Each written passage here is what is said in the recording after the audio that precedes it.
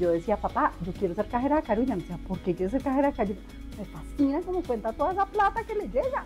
1 de cada 4 pensionados de Colombia es cliente del Banco Popular. Yo tuve que hacer un curso extra rápido en aprendizaje.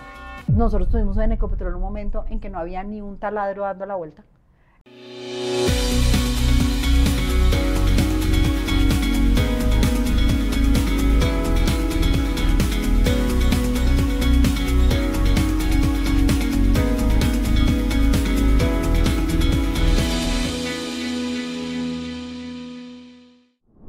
María Fernanda Suárez, presidenta del Banco Popular.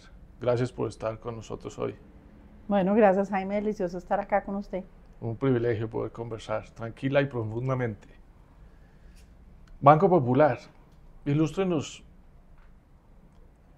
el tamaño del banco, el negocio del banco, el nicho del banco, la dimensión de su responsabilidad. Bueno, pues el Banco Popular es un banco que ha sido muy importante en el mercado colombiano. Es un banco que cumple 75 años este año. Su historia viene de ser un banco originalmente público y pasó a ser parte del Grupo Aval hace cerca de 30 años. Y se ha caracterizado como por 2 etapas. Una etapa era pues cuando era, digamos, el banco público, pero pues eso viene mucho de sus orígenes, en donde tenía pues mucha relación con las entidades territoriales, con los, digamos, depósitos que hacían las entidades territoriales y como una historia de los depósitos judiciales, que es algo que se acuerda todo el mundo. Sí. Eso dejó de existir, pero sigue siendo un banco muy fuerte en la relación con todas las entidades territoriales, como por su historia y por la huella que tiene, digamos, a nivel nacional. Entonces ese es el Banco Popular, digamos, en el mundo de empresas, gobierno y pues mucha relación con empresas y sector corporativo. Pero es principalmente un banco de consumo. Y ser un banco de consumo sí es algo que ha venido, digamos, en los últimos 20 años, en donde el Banco Popular ha sido líder en el mercado de libranzas y es su producto más fuerte. El Banco Popular fue el banco que trajo las libranzas a Colombia. Ok, no sabía yo eso. Que las empezó a hacer y que generó un crecimiento impresionante. Y pues somos uno de los bancos líderes en el mercado de libranzas. Actualmente el banco ha estado en una coyuntura, digamos, de transformación y por eso me invitaron a mí a ser parte a liderar esta transformación en el último año que llevo en el Banco Popular. Y en esta transformación lo que encontramos es que existe digamos, una condición de lo que está ocurriendo en el mundo y en Colombia respecto a los cambios demográficos. Esos cambios demográficos lo que van a llevar es a un envejecimiento de la población. Dramático. Dramático. Va a afectar a todos los sectores. Ya los está afectando. Ya está cambiando completamente, ¿no? Y la educación también, porque usted ve la caída en los nacimientos y eso tiene un efecto sobre la entrada a los colegios, sobre la entrada a las universidades, entonces realmente todo. Entonces lo que se prevé, digamos, más o menos es que en el 2050 el 45% versus 15% que soy de la población mayor de 50 años, vamos a ser 45% en el 2050. Y esos son los pronósticos antes de que estuviéramos viendo una caída en las tasas de nacimiento tan dramáticas y antes de ver los fenómenos migratorios que estamos viendo.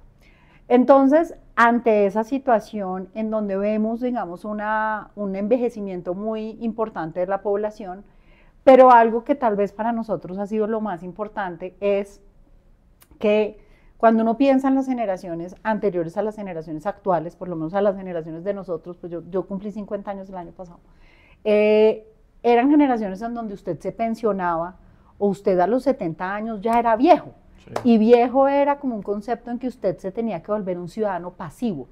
Es como que ya tenía que esperar a cuidar. 5 de la tarde estaba en la casa. A cuidar los nietos y a esperar a ver qué pasa con la vida. Y lo que hace la longevidad al final, pues es que la expectativa de vida ha aumentado 10 años, pero no solo eso, sino que vamos probablemente a seguir aumentando la expectativa de vida. Entonces la distancia entre la pensión y que usted realmente deja de ser un ciudadano activo va a ser mucho mayor.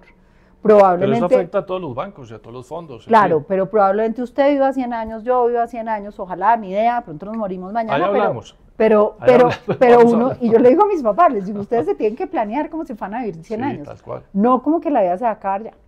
Entonces lo que vimos es que hay que resignificar esa segunda etapa de la vida, que es la etapa de la vida de los 50 a los 100. Okay. Y todo el mundo piensa más el ciclo joven. Entonces nosotros somos un banco que declaramos que vamos a ser un banco de nicho para la economía plateada. Y todos nuestros productos van para allá. Se van a enfocar en atender las necesidades de la segunda etapa de la vida. Dame un ejemplo. Entonces, le voy a dar un ejemplo. Que no sea pensiones. Productos, que no sea pensiones, pero usted sí tiene que complementar la pensión. Claro. Es más, por ejemplo, ¿ustedes van a hacer una CAI? ¿Quieren aplicar a hacer una CAI? Pues nosotros dentro del grupo Aval está Porvenir, claro, que es el ACAI, entonces no vamos a competir con Porvenir. Pero hay mucha gente que también hace, pero ACAI lo que hace es complementar su pensión. Sí. Pero usted puede tener ahorro programado que no sea su pensión. Entonces le voy a dar un ejemplo. Usted hay mucha gente joven que recién se casa y tiene un hijo y dice, yo compro un seguro para la universidad de mis hijos. Nosotros vamos a sacar el seguro para que usted pueda asegurar que tenga un senior living o una vivienda para sus últimos años de la vida, para cuando esté viejo. Vamos a hacer la gente quiere viajar, la gente quiere volver a tener nuevos programas de educación distintos. Sí. Entonces usted empieza a tener una cantidad de cosas distintas. Es absolutamente espectacular. Y usted encuentra, al final nosotros los queremos acompañar en 3 cosas a nuestros clientes de esa economía plateada. En el bienestar físico, que está todo lo relacionado con salud, que empieza desde que usted haga ejercicio, coma bien, salud emocional. Y en la salud emocional está muy relacionado con tener comunidades. Es una edad en que la gente necesita encontrar nuevas comunidades, sí, porque pierde sus vínculos naturales de comunidades que eran su trabajo o su oficio, y si se reduce a su familia, usted empieza a tener una dependencia que muchas veces no es la mejor dependencia. A veces las familias van siendo más pequeñas y no termina nadie. Y entonces en la medida en que usted tenga comunidades, la salud mental es mucho mejor. ¿Eso implica invertir también en hogares para adultos mayores o eso no está en el portafolio? Pues implica, digamos, desde el punto de vista de apoyar y financiar, etc. Apoyar, financiar, desarrollar todos esos proyectos y sobre todo llevárselos a nuestros clientes y acompañarlos mucho en la planeación financiera. Una de las cosas que hemos encontrado es que realmente, y por eso tanto la conciencia de ustedes van a vivir 100 años, la gente piensa que se pensiona y ya le quedan muy poquitos años, y esa ya no es la realidad, menos en Colombia, que no hemos cambiado la de pensión. Usted se pensiona a los 62 y su expectativa de vida promedio es 77. Sí, y si usted tiene un nivel de ingresos un poquito más alto, es 85. No, es entonces, ahí hay todo un tema, digamos, entonces estamos súper enfocados. Es un reto alucinante. Es un reto espectacular y en eso estamos trabajando y digamos que nuestros clientes van a ver durante el 2025-26 todo lo que vamos a crear alrededor de eso. Eso quiere decir que en todo el grupo Aval ustedes claramente son los únicos que van a atender eso por fuera del tema pensional, que es Porvenir, digamos. Porvenir hace todo el tema pensional, sí, y nos vamos a complementar muy bien. Claro. Y nosotros vamos a ser el banco, digamos, con la mejor oferta, y no solamente oferta de productos, sino también el modelo de atención. Usted no atiende igual en una oficina a una persona de 70 años que a una persona de 30. La aplicación móvil es totalmente distinta, solo el tamaño de la letra. Sí. ¿Me entiende? Hoy en día las aplicaciones digitales siempre las diseña un nativo digital. Sí. Entonces uno yo veo a mi hija de 20 años y todo es intuitivo. Tiene que ser al revés.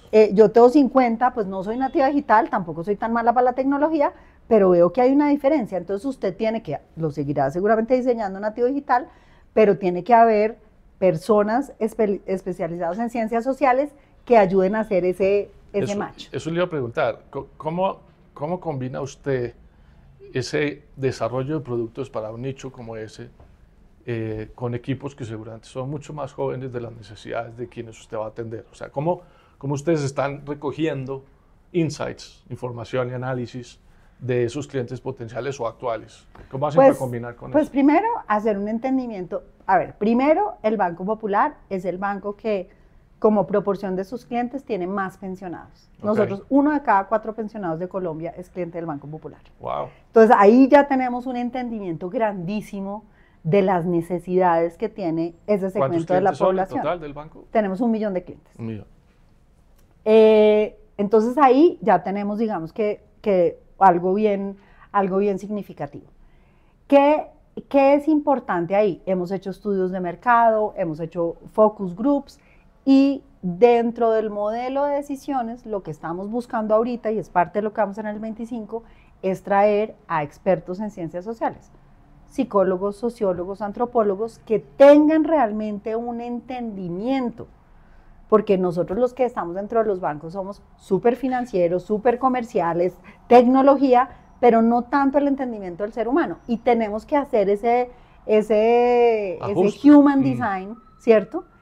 Entendiendo las necesidades y cómo realmente llegamos a ese segmento. Eso que usted me está contando, en parte por ignorancia mía hacia dónde iba el banco, hacia dónde va esa estrategia, me cambió buena parte de las preguntas que tenía, porque cuando uno mira el sector financiero, uno empieza a decir, bueno, los bancos se convierten y se han convertido fácilmente en entidades muy burocráticas, muy burocráticas, o sea, ir a un banco, recibir un servicio de un banco, resolver un problema con un banco, es complejo, no es un tema facilísimo. Las fintech están revolucionando un poco eso, y por supuesto los neobancos me parece que están dando un salto cualitativo enorme, que es la principal competencia que creo yo los bancos tradicionales tienen. Pero aquí estamos hablando de una cosa casi que a la inversa.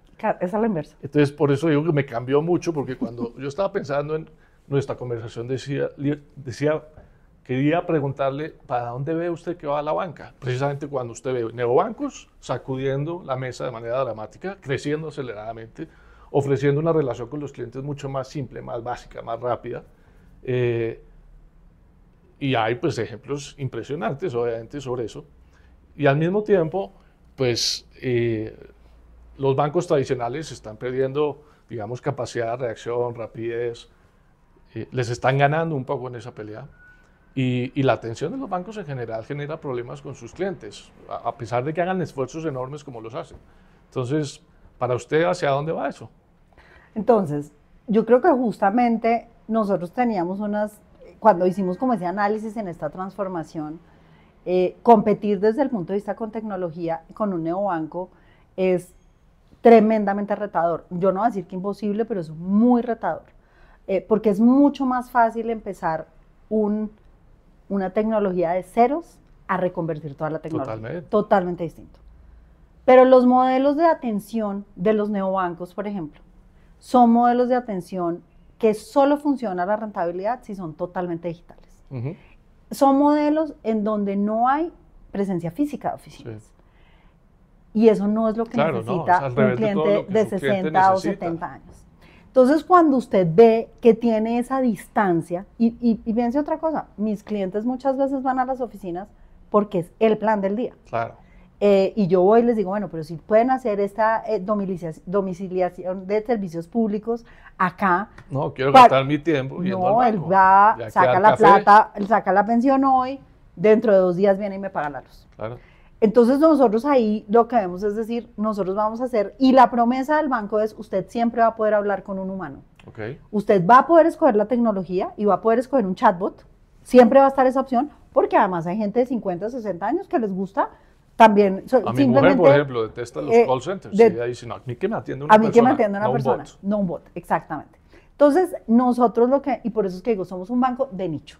Nosotros no vamos a ser un banco masivo, vamos a ser un banco de nicho en donde tenemos una promesa de servicio y unos productos para ese segmento de la población, porque todo lo que está pasando en fintechs, todo lo que está pasando en neobancos, está enfocado a ese segmento joven que está muy bien.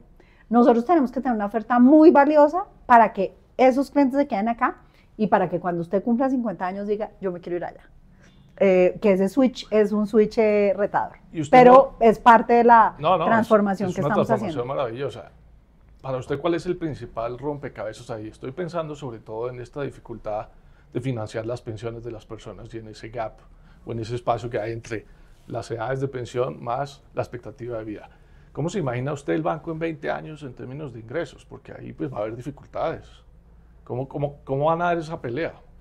No, a ver, yo creo pero ¿cuál pelea? ¿Como la pelea de que Colombia no pueda pagar las pensiones? De que usted va a querer llevar ofertas a sus clientes que no van a tener cómo acoger esas ofertas, porque seguramente el descenso, pues, va a haber muchas más personas mayores, seguramente con menores ingresos, porque en últimas, pues cuando usted tiene semejante espacio entre su pensión en el tiempo y la expectativa de vida, tiene que gastar mucho menos cada día para que le alcance. Sí. Y por lo tanto su capacidad de consumo, llamémoslo así por simplificarlo, pues va siendo marginal.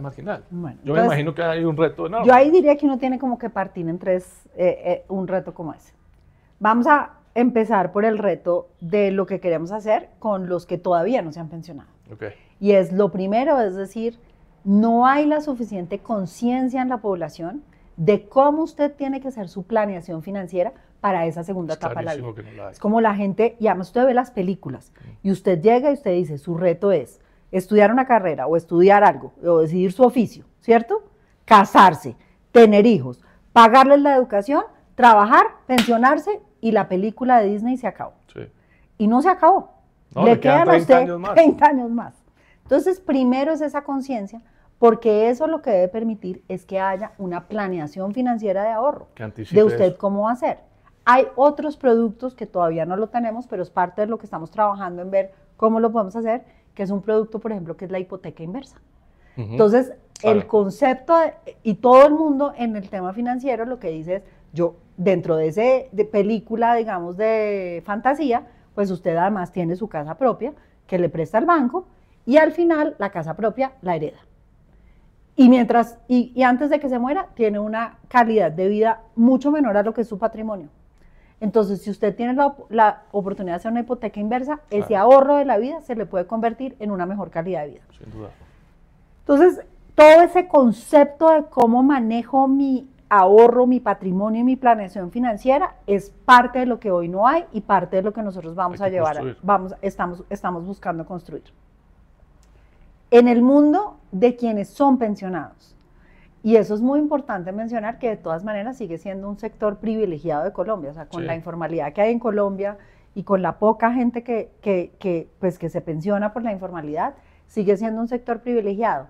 Realmente ahí el desafío es mucho menor y ahí está nuestro producto estrella de libranzas, porque nosotros le prestamos libranzas a los pensionados, que pagan con su pensión, y lo que usted ve es que su gasto, como ya no tiene que gastar en educación de los hijos, como usted ya tiene su casa, pues en gente, digamos, que haya tenido la posibilidad de lograr tener una casa, su gasto de bolsillo para eso que era lo que le ocupaba antes es menor. Usted sustituye eso por un aumento en el gasto de salud altísimo. Entonces lo que hace es usted cambiar, balancear, pero no necesariamente necesita más plata ni pierde capacidad de pago, siempre que tenga una pensión. Los que mejor la tienen es los que tienen pensión.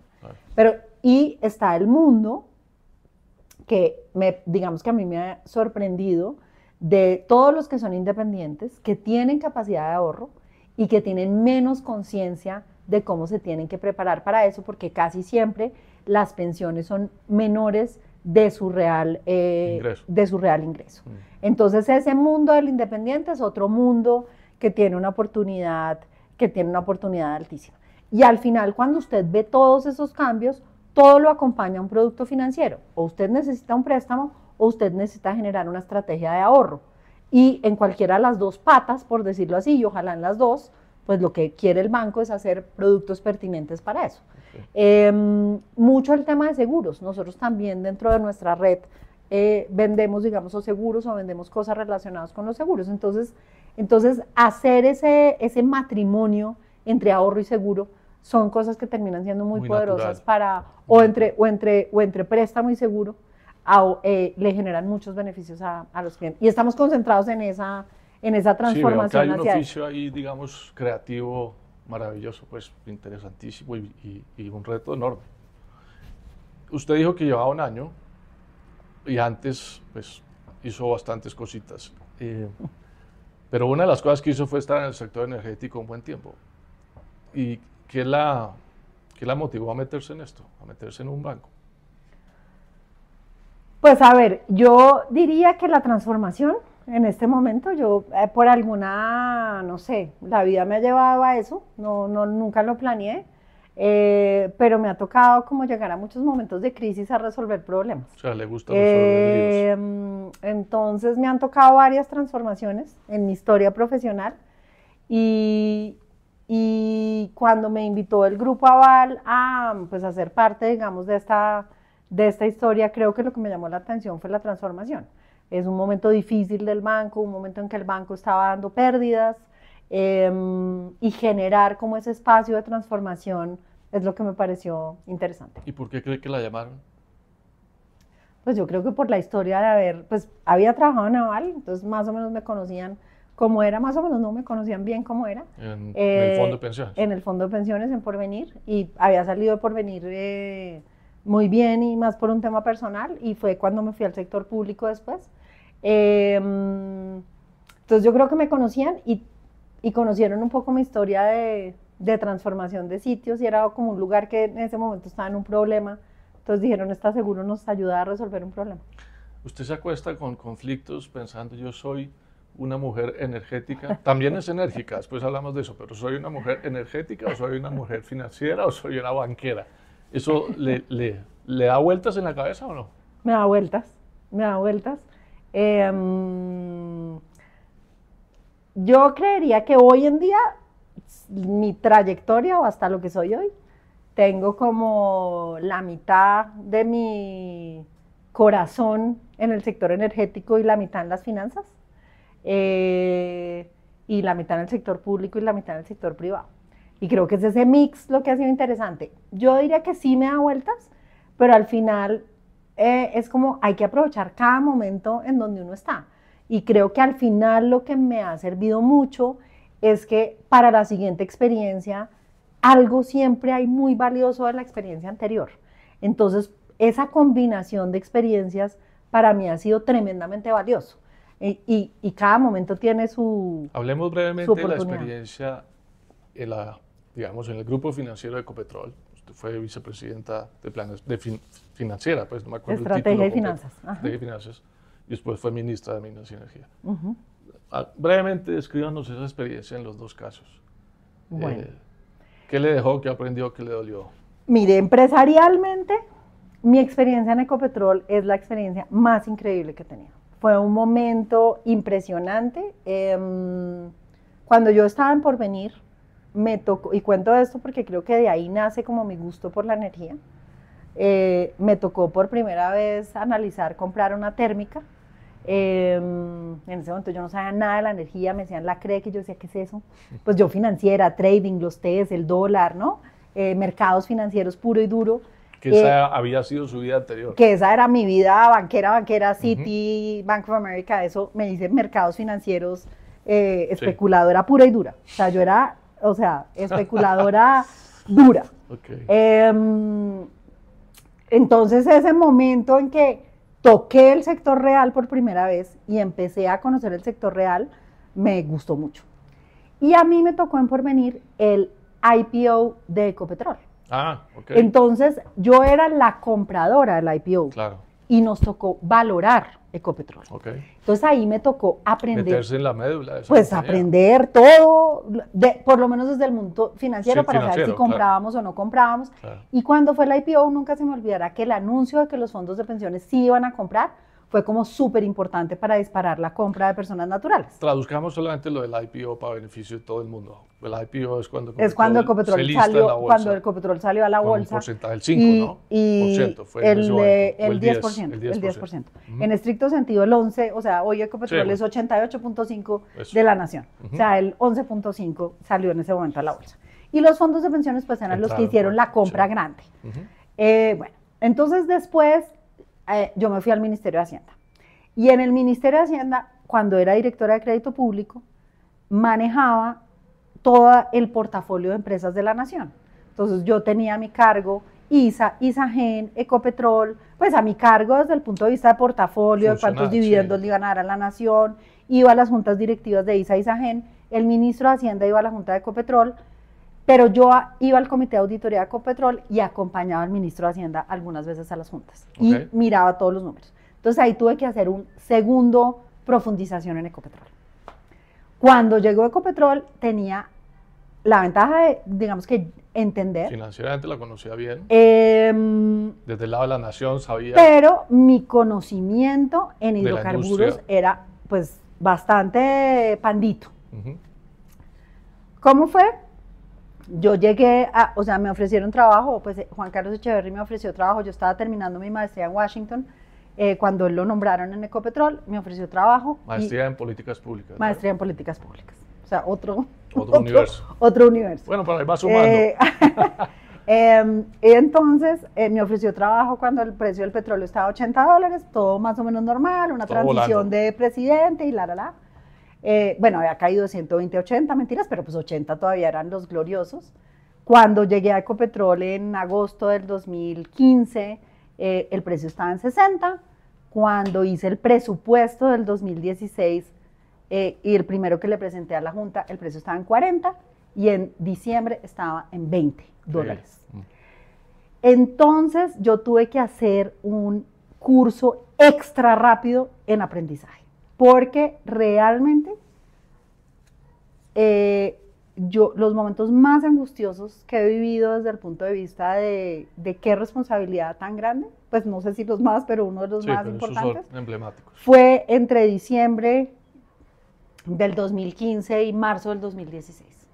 Ecopetrol, el petróleo que Ecopetrol vende, lo vende a $12 por debajo del precio internacional en ese momento, por el tipo de crudo que es. Entonces nosotros vendíamos barriles de petróleo a $8. No hay quien aguante. Si nosotros durábamos todo el 2016, el riesgo de que Ecopetrol tuviera un problema de flujo de caja y de cesación de pagos era altísimo. Yo alcancé a ver con Hacienda, digamos que esquemas de emergencia. Entonces tuvimos que hacer, y entonces eso dio como dos elementos. Uno,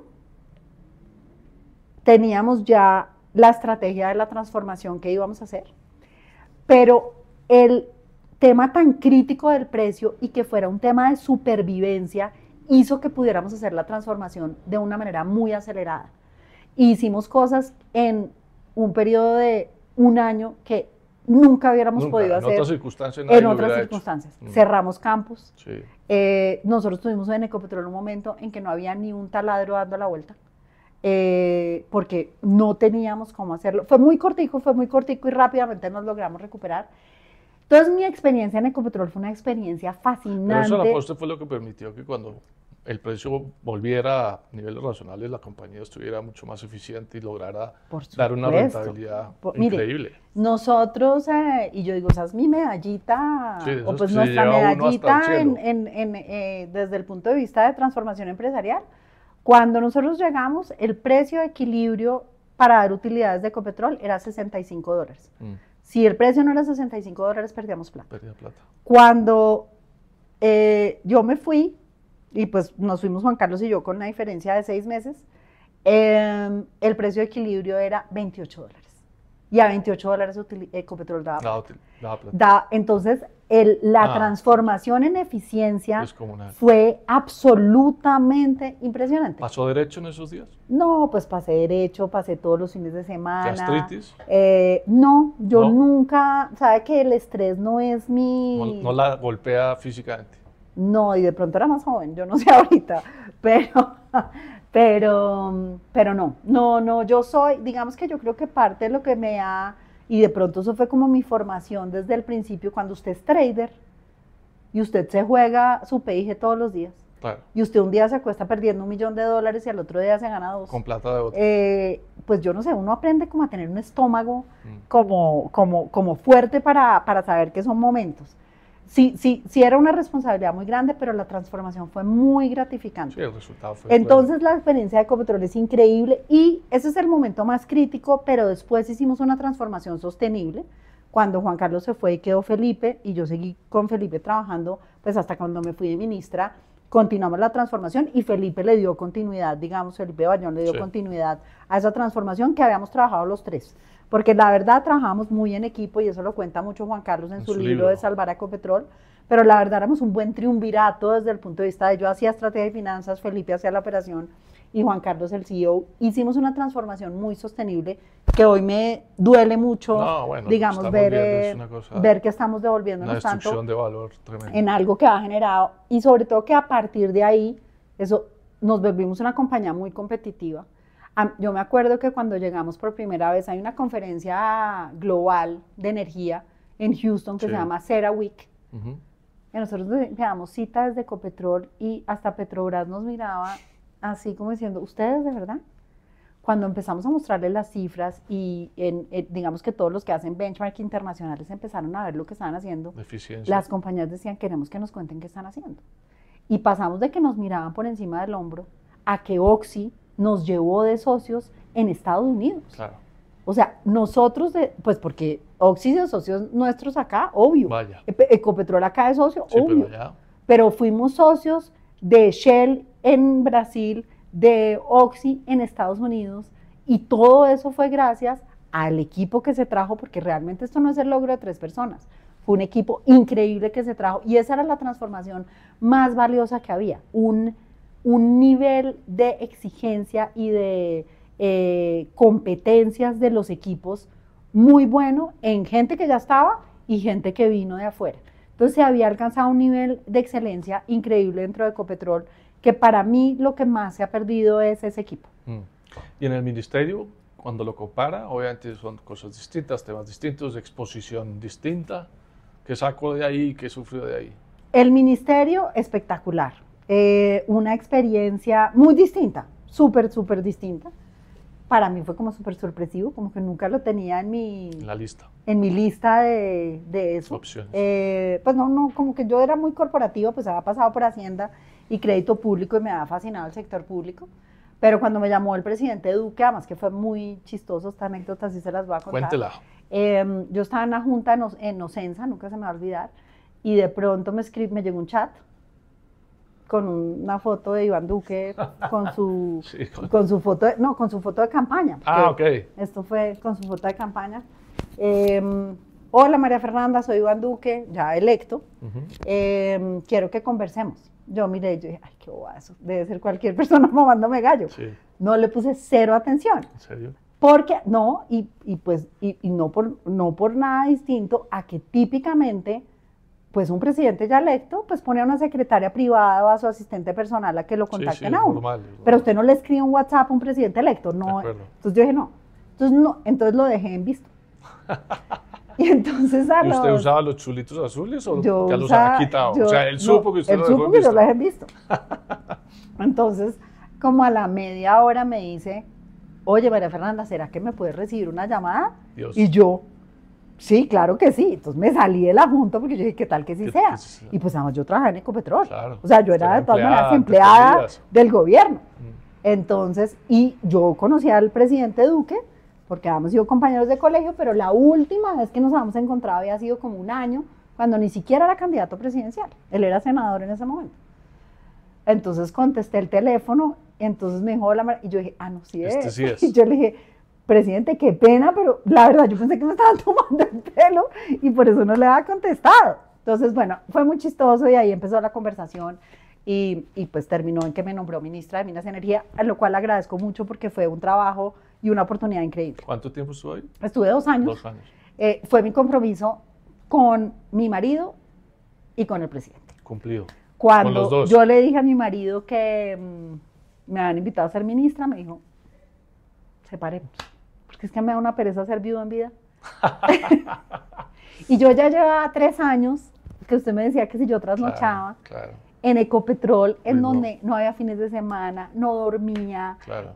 O sea, era un trabajo muy intenso, en donde realmente sí tenía a la familia, digamos que no suficientemente balanceada, pero pues las oportunidades llegan siempre en un momento inoportuno. Nunca hay un momento oportuno para las oportunidades. No es tan fácil que las oportunidades le hagan a uno fit bien en el momento, ¿no?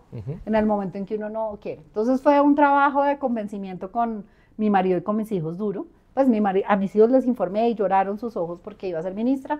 Mi marido me dijo, 2 años, si el 7 de agosto del 2020 no estás ahí, nos separamos. Le dije, bueno, listo, está bien.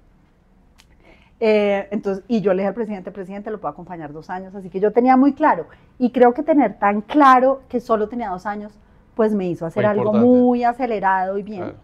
Del ministerio me llevo cosas increíbles, yo creo que me hizo pues entender lo que es tener la carne en el asador del público y unas capacidades de liderazgo y de comunicaciones y eso que antes yo no tenía. O pues por lo menos no había desarrollado, nunca había estado expuesta. No las necesitaba. Pero cuando usted está expuesto a una entrevista de radio en donde es saber cómo, ¿no? Y ministra, se le va a pagar el Caribe. ¿Qué va a hacer, ministra? ¿Y qué va a hacer? ¿Y qué pasa que no nos... A mí me estrenaron con... ¿Moción de censura? No. El debate de Electricaribe. Me estrenaron con... O sea, nosotros la posesión fue el 7 de agosto y el 10 de agosto estaba citada a plenaria de Senado a debate de Electricaribe. Entonces me quedé, pues con el mayor orgullo que fue haber hecho la subasta de energías renovables. Esa fue la verdadera transición energética en papel, porque hicimos toda la subasta y es una tristeza que nos estén haciendo los proyectos, pero pues fue una subasta tremendamente exitosa.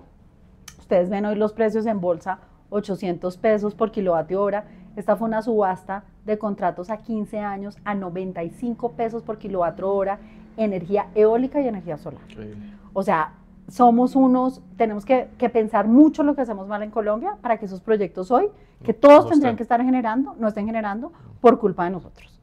Pero la subasta me la llevo súper orgullosa porque la diseñamos, la trabajamos, hicimos una cosa muy impresionante que nos la renombraron internacionalmente porque es de las pocas subastas en donde el gobierno no era el que se quedaba con la energía, el gobierno fue el que garantizó como los mecanismos, pero había compradores y vendedores del sector.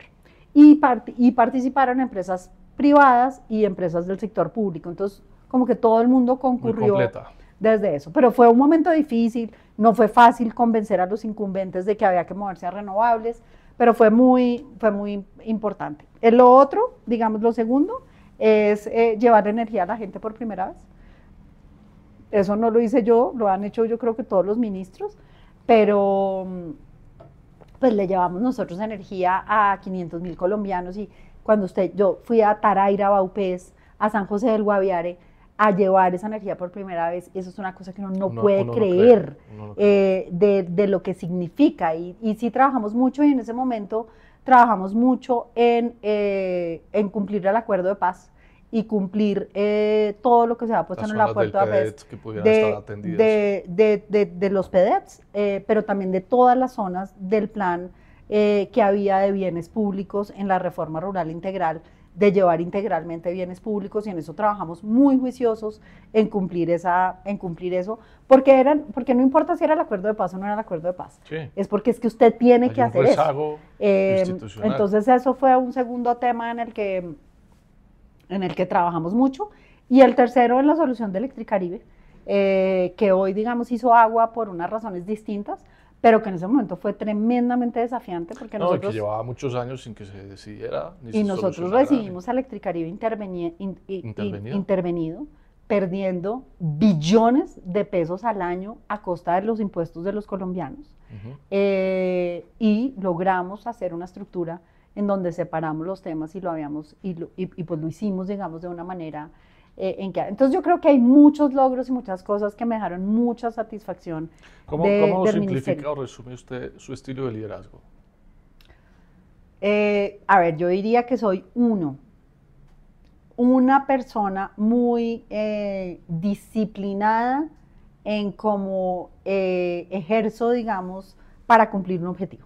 Entonces me trazo una meta. Como ahora, el banco. A mí me dicen, yo tengo que transformar el banco. Yo tengo que transformar el banco, tengo que tener números de ventas, tengo que hacer números, Ecopetrol, la rentabilidad.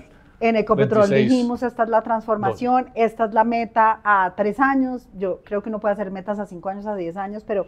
Y pues al final una meta es simplemente como un objetivo hacia donde usted va, usted tiene que estar todo el tiempo viendo lo que está pasando y un poquito volviendo a redireccionar el camino, ¿no? Pero usted tiene que decir, listo, ¿para dónde voy? Y si usted dice, yo voy para allá, y le voy a poner el tema de la subasta, yo le dije, listo, yo tengo 2 años, ¿cierto? Yo tengo que hacer la subasta en 1 año desde que me posicioné para empezar a echar en marcha los proyectos.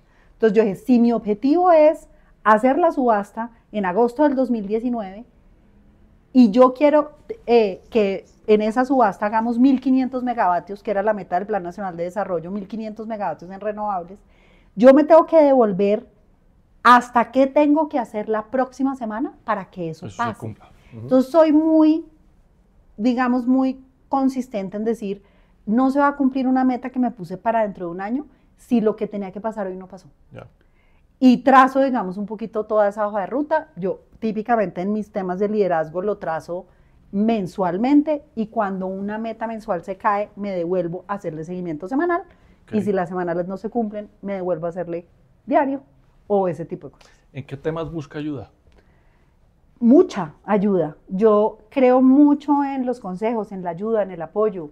Siempre me acompaño de expertos. Me encanta y creo mucho en ese estilo de liderazgo en que creo que no hay nada más importante que tener un equipo con uno que sea más inteligente que uno y crear inteligencia colectiva. Yo le diría que mi estilo de liderazgo es un estilo en que me gusta mucho el debate. Detesto los equipos de liderazgo en que todos me digan sí señora, sí señora, sí señora. Me desespera que me digan sí señora. Bueno señora. Porque creo que, y soy buena, yo creo que por mi historia personal, para oír diferentes puntos de vista y encontrar puntos medios. Y entender dónde están las tensiones. Entonces, crear inteligencia colectiva y oír mucho es mi estilo de liderazgo. Tengo una, digamos, me lo han señalado, yo no sé si es entre debilidad y ventaja. Típicamente soy como veloz en oír los puntos y rápidamente tener una conclusión. Okay. O sea, y como rápidamente el lado malo es que usted cree que se anticipa demasiado rápido a la conclusión. A ver, claro, y entonces a veces como que la gente dice, no, pero no me dejó contar toda la historia, no yo todo suficiente. Entonces ese pedazo a veces, y trabajo en eso, pero a veces, bueno, y en el sector público uno no tiene todo el tiempo. Y en el mundo ejecutivo, pues uno necesita, o sea, yo no tengo tiempo para oír una historia de 1 hora que me la pueden contar en 3 minutos. Entonces yo creo que ese balance es ese tema. Pero me acompaño mucho, por ejemplo, algo que valoré mucho mientras era ministra, y cuando era CFO de Ecopetrol o ahora cuando he sido banquera, es que me gusta mucho ir a la gente, o sea, yo creo mucho en las canas y en la sabiduría. Y siempre creo que las personas que ya hicieron mi rol tienen cosas para decirme. Yo veré qué tomo, yo veré qué dejo. Obvio. Pero respeto mucho la experiencia del conocimiento. Entonces, en Ecopetrol en su momento, hablé, por ejemplo, con varios que habían sido presidentes de Ecopetrol, que habían trabajado en los equipos financieros y con gente externa que tenían una visión. Hablaba mucho con los que eran inversionistas de cómo nos veían, para usted un poquito ponerse un espejo. Confrontar. Porque cuando uno está en estas posiciones de liderazgo, es difícil encontrar espejos. O sea, espejos en el sentido en que alguien te está diciendo la verdad. Sí. A uno casi siempre lo halagan más de lo que es verdad. Y cuando fui ministra, valoré muchísimo que en los 2 momentos más difíciles, llamé a los ministros. Hice 3 reuniones con los ministros.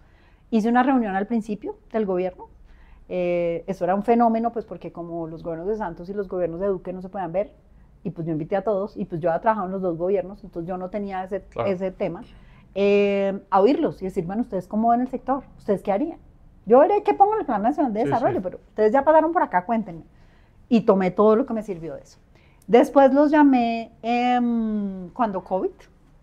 Yo creo que esa es la otra experiencia que para mí fue increíble, pero pues yo estuve... Cuando apenas empezó el COVID, el presidente Duque me puso como al frente de la capacidad de respuesta del gobierno, por lo que me ha tocado lidiar con tantas crisis, y no me pude quedar, que me hubiera encantado quedar porque me lo ofreció, porque yo tenía mi compromiso con mi familia, pero eran momentos en que yo decía, yo quería liderar todo eso, pero bueno, pero hay compromisos, y la palabra es muy importante, así que tenía un compromiso por cumplir.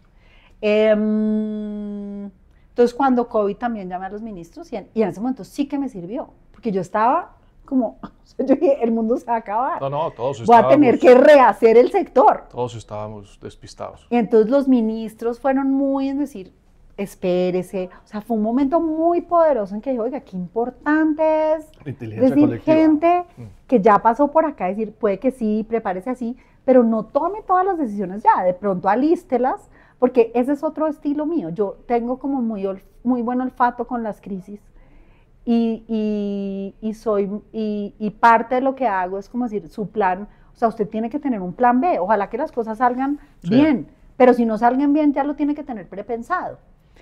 Y me pasó eso porque nosotros estábamos en un momento de fenómeno del Niño. Entonces ya estábamos haciendo digamos, ya teníamos un esquema de cómo solucionar la crisis y habíamos montado todo un esquema en el ministerio. Y entonces estábamos haciendo análisis y vainas de qué podíamos hacer. Yo empecé a ver el tema de COVID, y esto es muy curioso, y así es como se unen los diferentes puntos, pero yo tenía mi historia financiera de los mercados financieros, mi historia petrolera. Estaba sentada en mi sofá un domingo, que de ministra era bien raro, pero el presidente estaba de viaje, el presidente estaba en Nueva York, y entonces yo estaba viendo las noticias y vi que se rompió el acuerdo del OPEP entre los rusos y los árabes. Y yo dije, aquí hay algo que nosotros no estamos entendiendo. ¿Qué no estamos entendiendo? Y me puse a leer y a leer y a leer y a leer y a leer y a leer y a leer, y pues COVID y China y tarará y tal.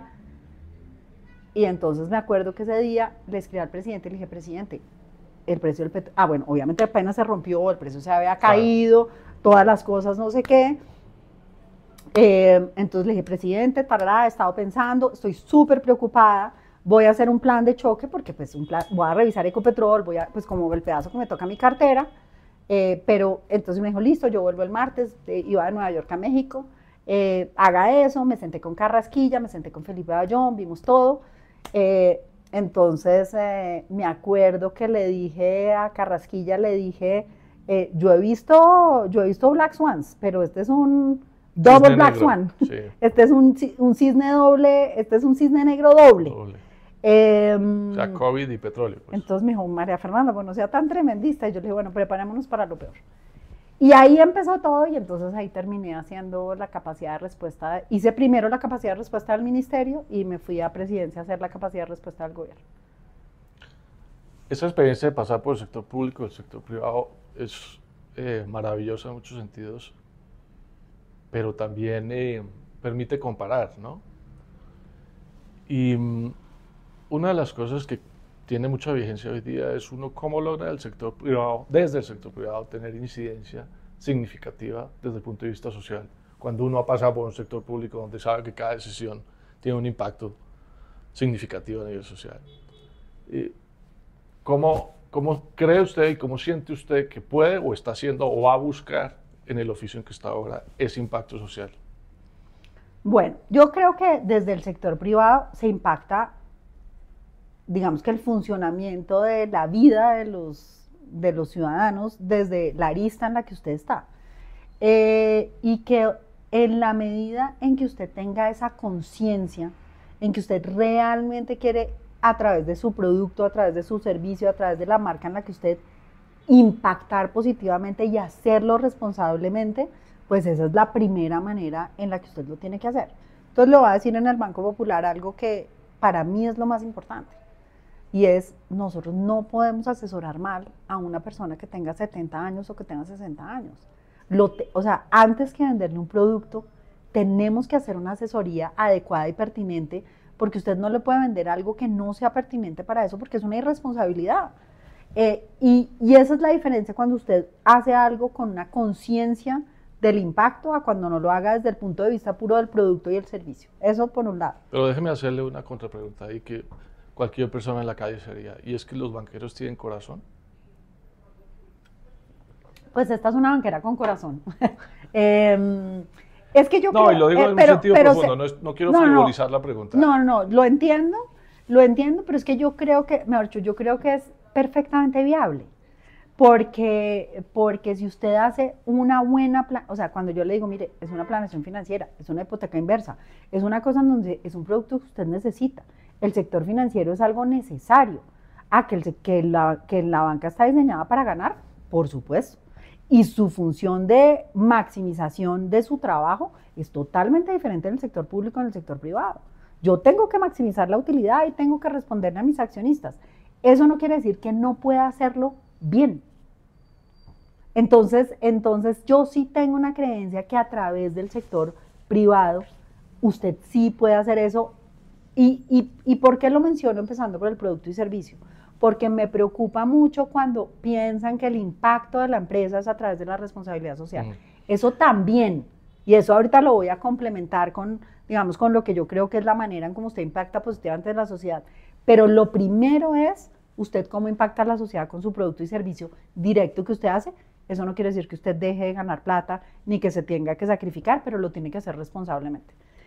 Después hay otra, digamos, después hay otra arista que yo sí creo que es la evolución de la conciencia de, ¿es la responsabilidad social empresarial o realmente la huella a la que yo impacto?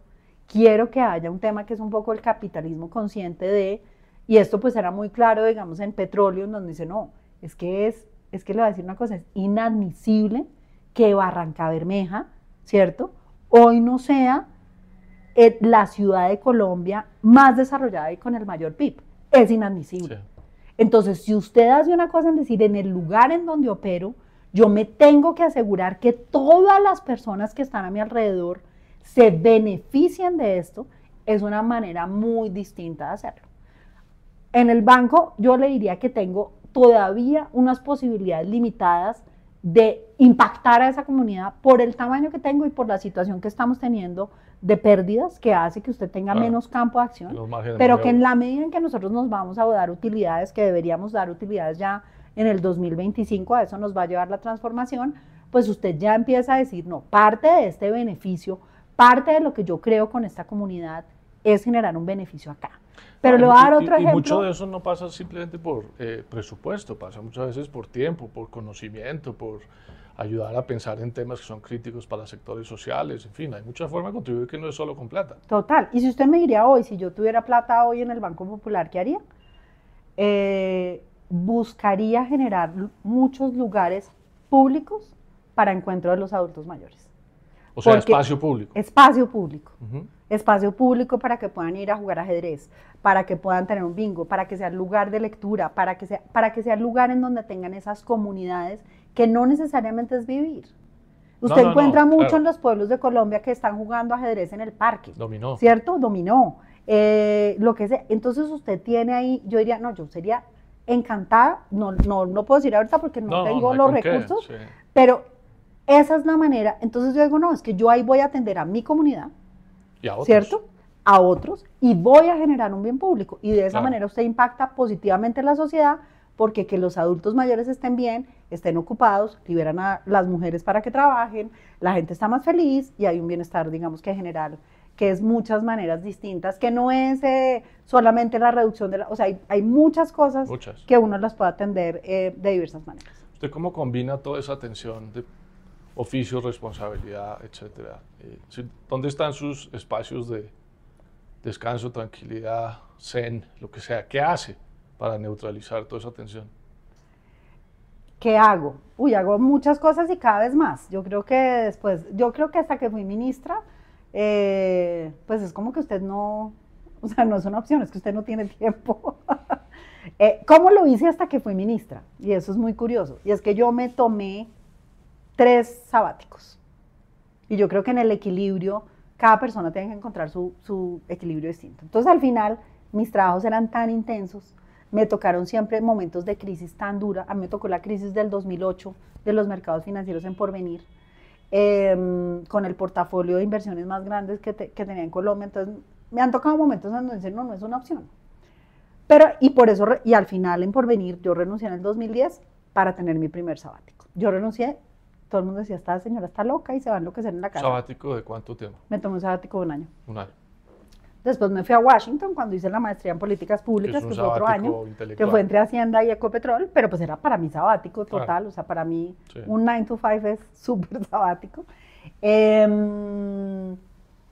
Y después cuando terminé de ser ministra, me tomé 1 año entero antes de tomar otro rol ejecutivo. Entonces yo he balanceado así un poquito. ¿En el día a día?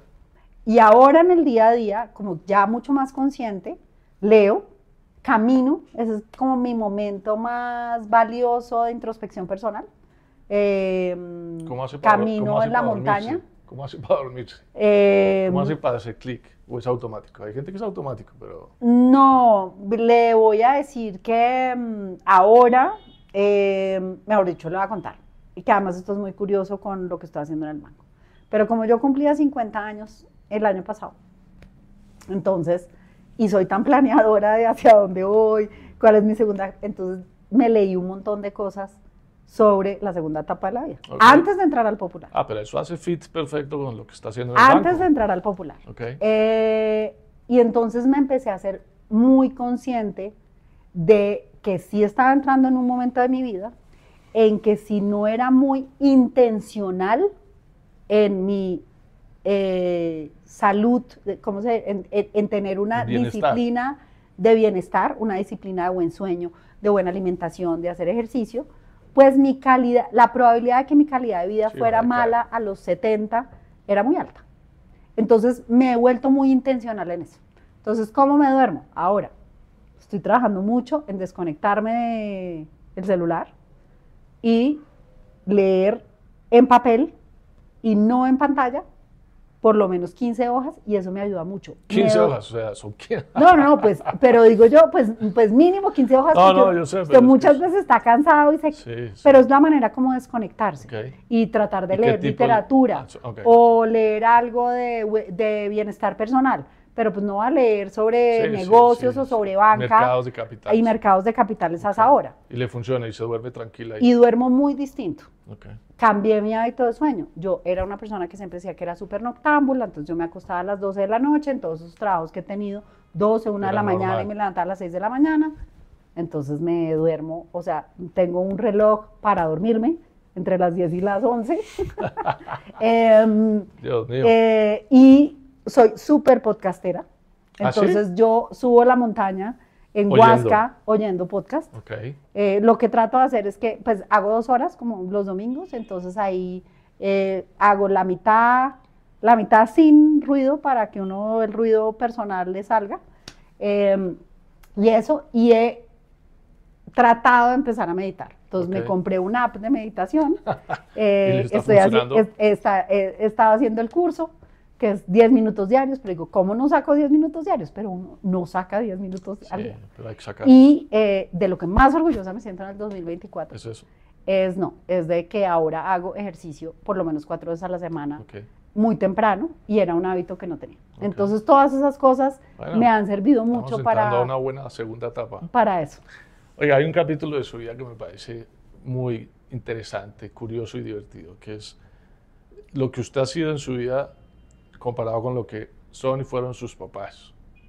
Cuéntenos de eso. Yo lo que sé es que los dos fueron activistas comunistas, se conocieron incluso siendo activistas comunistas.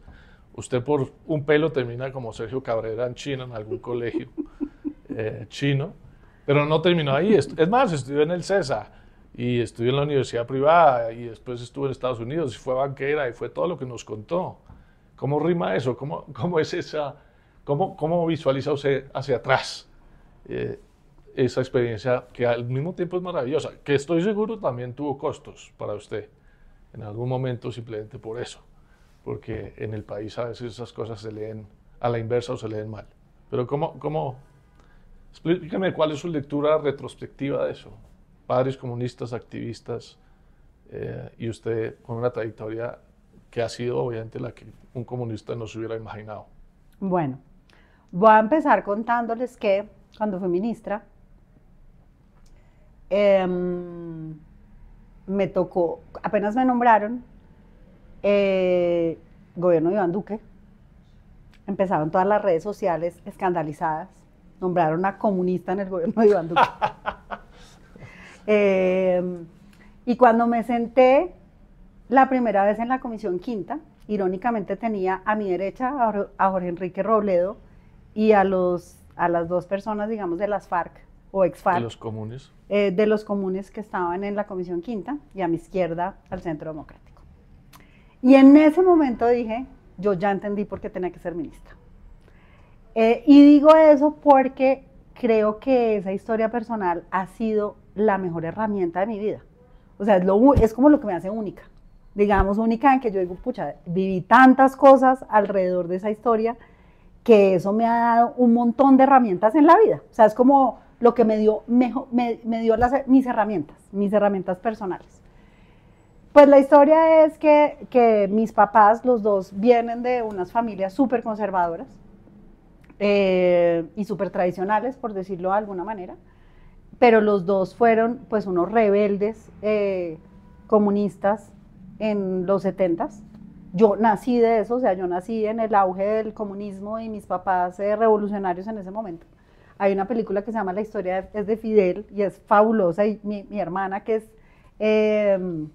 pues que se dedica al cine y a la televisión y es guionista, me dijo, te la tienes que ver porque es la película tuya y es la película mía. Ah, qué maravilla, la voy a ver. Entonces llega uno a una sala, todos barbudos, fumando, planeando, ¿no? La revolución, y una niña así toda bien vestidita, que viene donde la abuela a tomar el té, llega a eso y son como esos dos mundos.